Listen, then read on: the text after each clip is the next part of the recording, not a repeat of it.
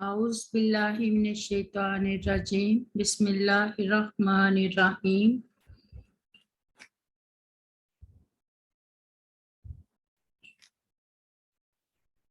ایام معدودات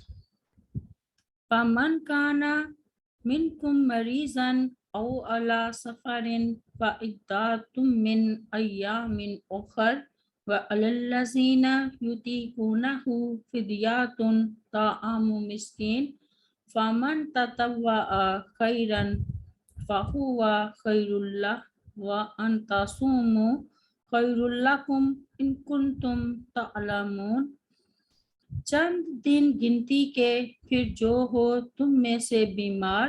یا سفر پر تو گنتی پوری کرنی ہے دوسرے دنوں میں، وَالَّذِينَ اور ان لوگوں پر جو طاقت رکھتے ہیں اس کی فدیہ دینا ہے، کھانا ایک مسکین کا، پھر جو کوئی خوشی سے کرے نیکی تو وہ زیادہ بہتر ہے اس کے لیے، اور یہ کہ تم روزہ رکھو بہت بہتر ہے تمہارے لیے اگر ہو تم علم رکھتے۔ سیدنا ابو ہریرہ رضی اللہ عنہ سے روایت ہے کہ رسول اللہ صلی اللہ علیہ وسلم نے فرمایا، جب رمضان آتا ہے تو آسمان کے دروازے کھول دیے جاتے ہیں، جہنم کے دروازے بند کر دیے جاتے ہیں اور شیاطین قید کر دیے جاتے ہیں۔ بخاری کی کتاب کی روایت ہے۔ سیدنا ابو ہریرہ رضی اللہ عنہ بیان کرتے ہیں کہ رسول اللہ صلی اللہ علیہ وسلم نے فرمایا، اللہ تعالیٰ فرماتا ہے، ابن آدم کا ہر عمل اس کے لیے ہے سوائے روزے کے، روزہ میرے لیے ہے اور میں ہی اس کی جزا دوں گا، اور روزہ آگ سے ڈھال ہے، لہٰذا جس روز تم میں سے کسی کا روزہ ہو اس روز وہ فحش گوئی نہ کرے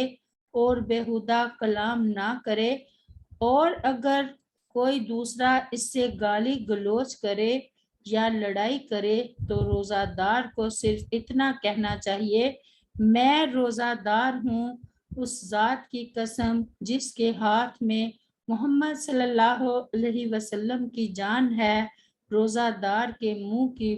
بو قیامت کے دن اللہ تعالیٰ کو مشک کی خوشبو سے بھی زیادہ پسندیدہ ہوگی۔ روزہ دار کے لیے دو خوشیاں ہیں، ایک جب وہ روزہ افطار کرتا ہے تو خوش ہوتا ہے، اور دوسری جب وہ اپنے رب سے ملے گا تو اپنے روزے کا ثواب پا کر خوش ہوگا۔